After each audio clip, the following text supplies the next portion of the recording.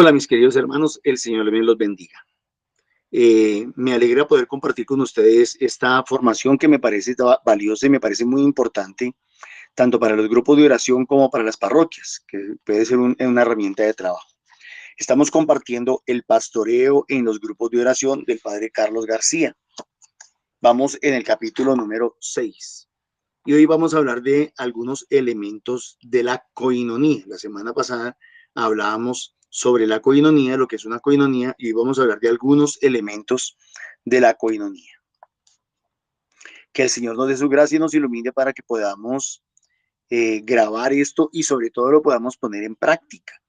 Esta no es una enseñanza para aprendérsela, esta es una enseñanza para vivirla.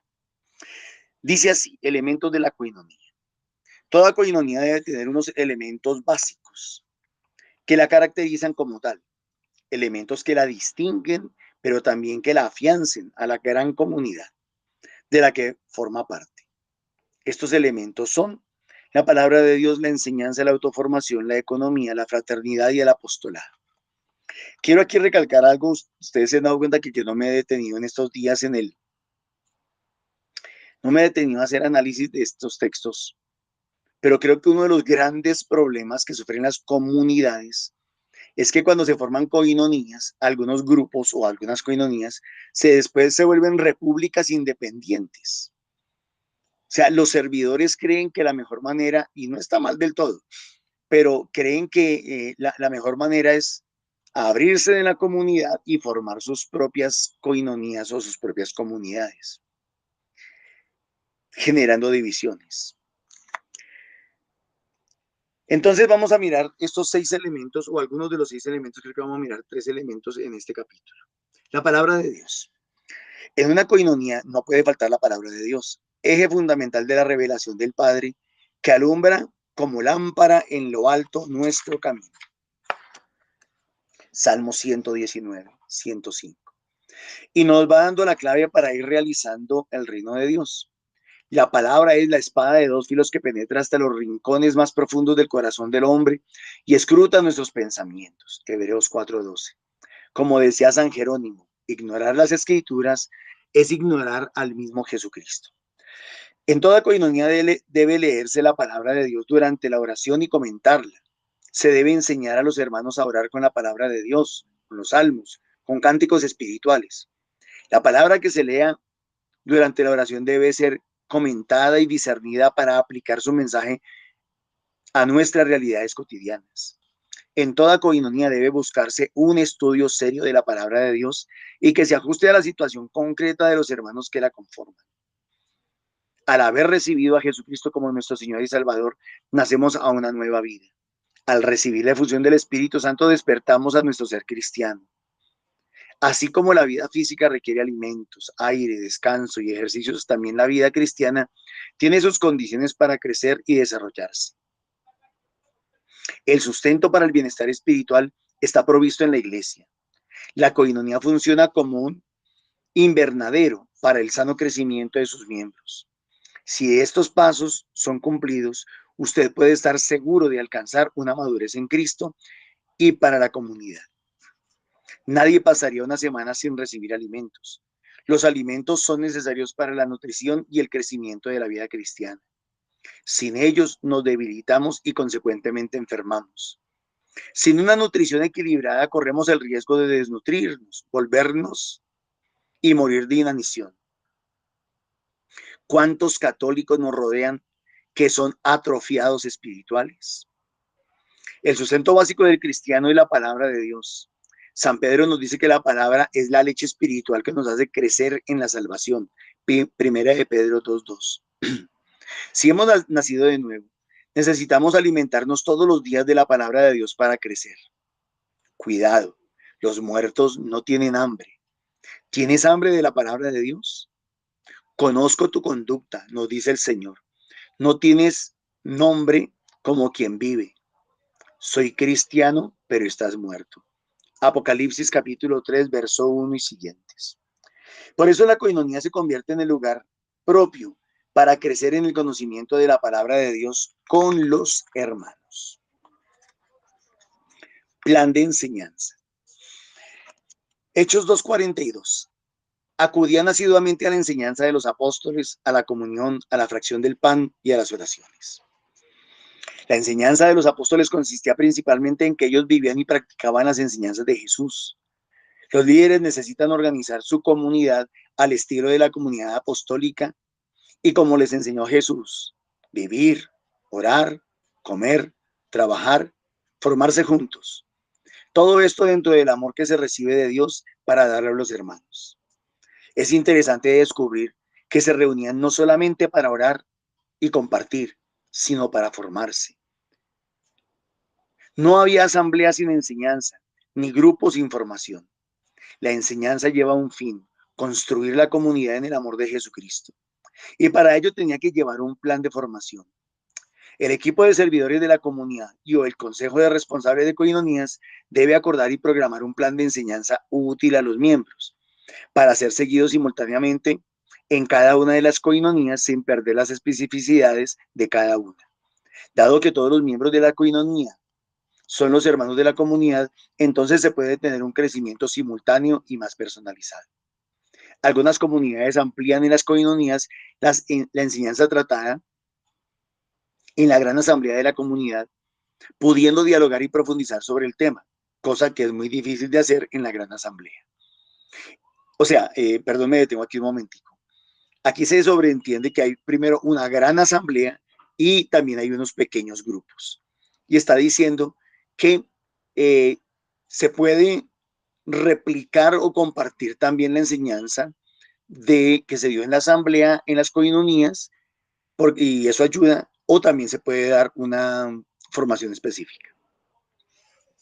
En la medida de lo posible y cuando exista material al respecto, se debe rotar entre todos los miembros de la responsabilidad de dar la enseñanza. Esto exigirá a los hermanos responsabilidad y necesidad para crecer y formarse mejor, pues nadie puede dar lo que no tiene. La persona designada se sentirá útil en la coinonía y dará lo mejor de sí. Recordemos que la permanencia en la comunidad depende en gran parte en sentirse útil en ella, teniendo algo que aportar a los demás. Hoy existen en la Renovación Carismática Católica muchos libros y material de crecimiento que se pueden ir siguiendo en las comunidades, que nos garantizan una seria formación eclesial que es de fácil acceso a todos los hermanos. Eso sí, el plan de formación debe concebirse a corto, mediano y largo plazo. No podemos darnos el lujo de seguir improvisando las enseñanzas y la formación de la comunidad y en coinonías. Hoy nuestra iglesia latinoamericana está reflexionando sobre una serie de aspectos que la renovación siempre se ha preocupado en seguir. En proximidades del quinto centenario de nuestra evangelización, muchos temas se hacen necesarios: la nueva evangelización, los laicos, la evangelización de la cultura. Tenemos que caminar y formarnos con los temas que nos propone nuestra iglesia, enriqueciéndonos con la experiencia viva y evangelizadora que nos da el poder del Espíritu Santo en la RCC. La importancia del tiempo de autoformación. Se denomina así al estudio personal de la Biblia, que incluye un rato de oración antes de nuestra lectura y estudio sistemático de la palabra de Dios. La comunidad cristiana vive de la oración en comunidad, de la oración personal y en privado de sus miembros. Esta última no es una tarea individualista, sino la tarea comunitaria de construir para la comunidad. De nada sirve que uno alabe muy bonito al Señor una vez en la semana en la asamblea de oración si no dedica un tiempo diario a la oración y a la formación personal. Como líderes es necesario que nos preocupemos de nuestra formación, que participemos en todos los cursos que podamos y además tengamos un estudio personal de la palabra de Dios. Para un buen éxito en nuestro estudio es necesario que sigamos estas recomendaciones. 3 punticos. Dedique un tiempo definido, escoja un lugar específico, utilice herramientas. Primero, dedique un tiempo definido. Para el buen logro de nuestro estudio bíblico, se hace necesario tener un tiempo preciso para dedicarse, sin que nada nos interrumpa o moleste. En Éxodo 34, 2 al 4, podemos apreciar que Dios citó a Moisés muy de madrugada. Lo mismo Jesucristo acostumbraba a orar muy temprano, aún siendo oscuro. Marcos 1:35. Es bueno seguir estos ejemplos. El mejor momento para dedicarse a la palabra de Dios es temprano, antes de iniciar nuestras actividades diarias. A esa hora nadie nos molestará. Así tengamos que correr nuestra hora de levantada a media o una hora. Otros acostumbran tener su tiempo de autoformación por la noche, al fin de la jornada. Me parece que por la noche no es el mejor momento, pues el cansancio del día impedirá que podamos aprovechar el estudio personal lo mejor posible. Segundo, escoja un lugar específico. Marcos 1:35 nos dice que Jesús se iba a la montaña a orar. Buscaba un lugar solitario, un lugar privado y personal. Eso es lo que tenemos que hacer nosotros. Debemos buscar nuestro rinconcito privado, nuestra montaña para hacer nuestra formación personal, nuestro cuarto de guerra. Una muchacha de un grupo juvenil de oración me contaba que en su casa se oponían a sus actividades cristianas, pero ella seguía firme y que el único lugar que había encontrado donde nadie la molestaba para hacer su devocional era paradójicamente un lugar no santo, el baño. Allí nadie la molestaba, ni le prohibía que leyera la Biblia. Y ella sabía que el Señor no se molestaba por ello, sino por el contrario, le daba más fuerza para dar testimonio de su fe ante su familia. Esta muchacha escogió el baño. Yo le pregunto, ¿cuál es el mejor lugar para usted? Es conveniente estar a solas para poder concentrarse en la palabra de Dios y dejar oír, perdón, nuestro interior, en nuestro interior la voz de Dios, que a través de su espíritu nos va mostrando el camino que debemos de seguir.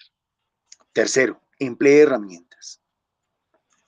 Para hacer una buena autoformación es bueno estar preparado con un buen instrumental que nos ayude a escudriñar las escrituras. Se deben tener varias versiones de la Biblia, una, una buena de estudio y otra de consulta que nos ayude a entender mejor el lenguaje. Recomiendo la Biblia de Jerusalén, dice aquí el padre Charlie, que con sus notas nos ayudarán a entender mejor el mensaje. Otra que debemos tener es la Biblia Dios habla hoy, versión popular, o la Biblia latinoamericana, que con su lenguaje contemporáneo nos ayudan a entender mejor el mensaje.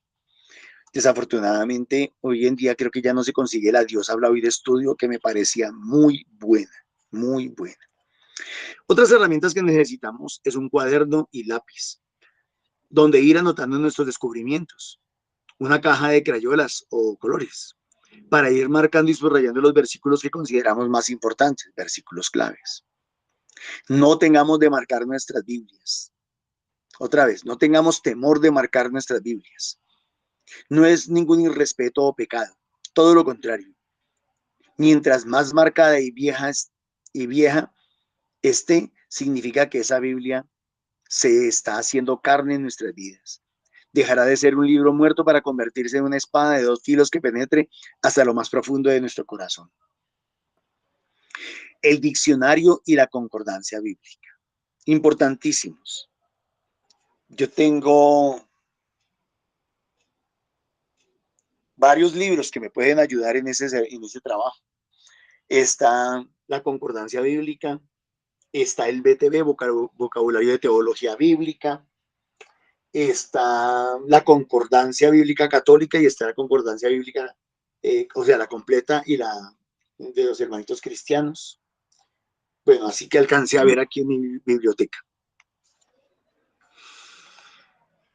Entonces dice, el diccionario y la concordancia bíblica son un instrumento invalorable para nuestra formación. El primero que nos aclara las dudas y el segundo nos lleva a las citas paralelas que hablen sobre la misma palabra a investigar.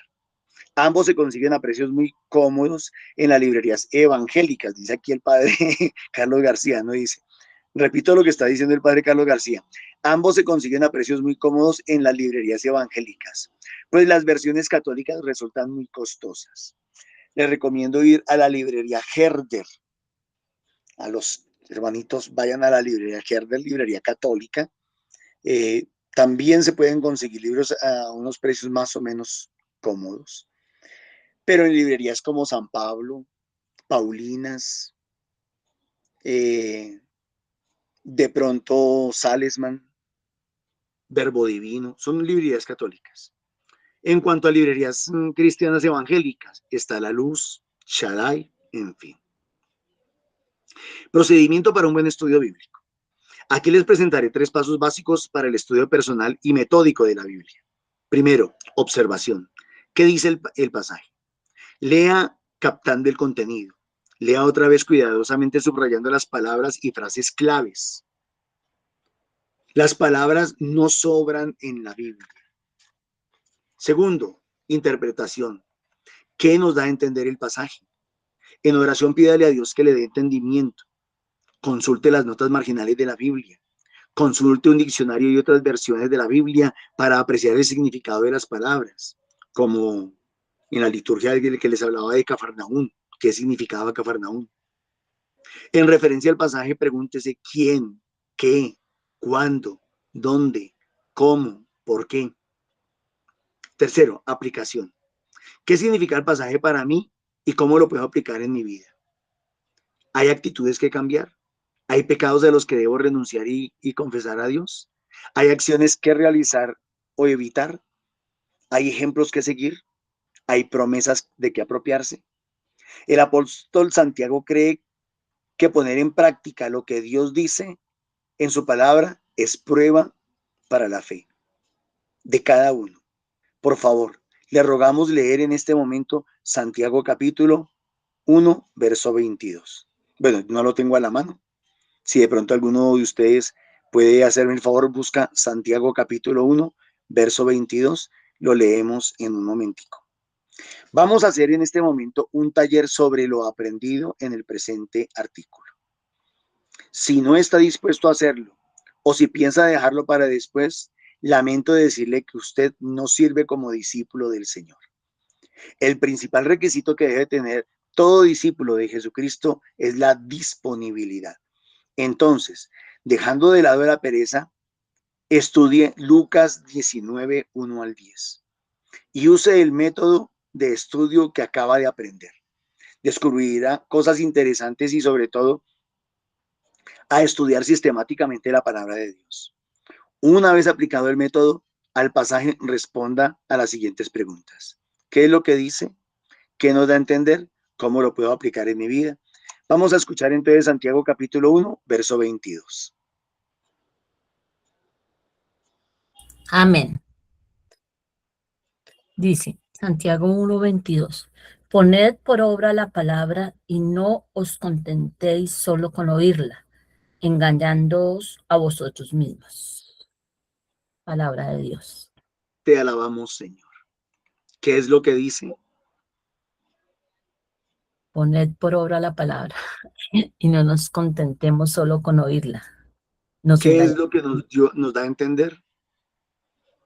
Que solo oírla con solo oírla nos engañamos a nosotros mismos. ¿Cómo lo puedo aplicar en mi vida? Con todo lo que acaba de leer, que nos dice el Padre, especialmente los 3 puntos últimos, que dice que me da a entender y cómo puedo aplicarlo, evaluando qué pecados tengo ahí todavía escondidos, que de pronto la palabra me muestra ahorita. Así, exactamente, aplicando todo lo que el Padre acaba de decir. Nos queda la tarea, entonces, Lucas capítulo 19, versos 1 al 10.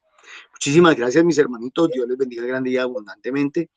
Que el Señor nos regale la sabiduría para seguir poniendo en práctica todas estas enseñanzas. Bendiciones. Amén. Amén. Gracias.